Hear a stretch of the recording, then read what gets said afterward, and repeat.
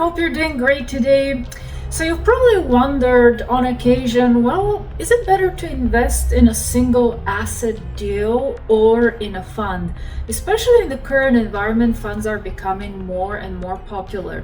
So in today's quick video, we'll provide a few important considerations to keep in mind as you look to make that decision.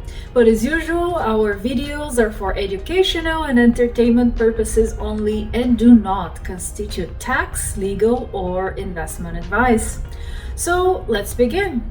In a typical syndication structure, you have a sponsor who selects a single asset, say an apartment building, and forms a syndication entity between active and passive investors that take down this deal together.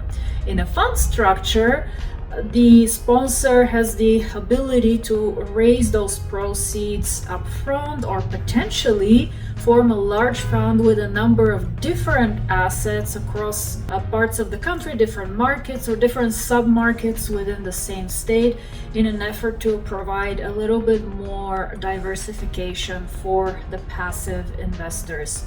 With that said, there are all sorts of fund structures out there.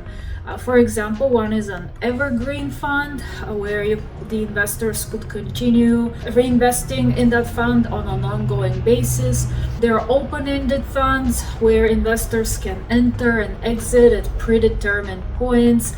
There are also closed-end funds, which once they raise the predetermined amount, they, as the name suggests, are closed to new investors, and at that point they exist and distribute ongoing profits as well as the capital gain before that fund process is completed. There are also blind and semi-blind funds where the sponsor may not necessarily have an asset identified up front, but they will likely share what their criteria for selecting an asset is, generally speaking, what you can expect. So as long as you're comfortable with the fund manager and the sponsor, that may be another fund structure to consider. And one that has been very popular lately, I've come across it lately, is the customizable fund, which is not specific to a single asset class, but you can pick and choose different investments, and it's not just related to real estate. It could be buying businesses and whatnot, and you as an investor have the flexibility to choose what these investments are versus effectively relying on the fund manager to do that selection for you. There are other benefits with the fund structure, such as receiving a single K1 versus multiple K1s, although that does not necessarily eliminate the individual state filing requirements. So that complexity is not entirely removed when it comes to tax filing season, but at least you're dealing with one versus multiple K1s.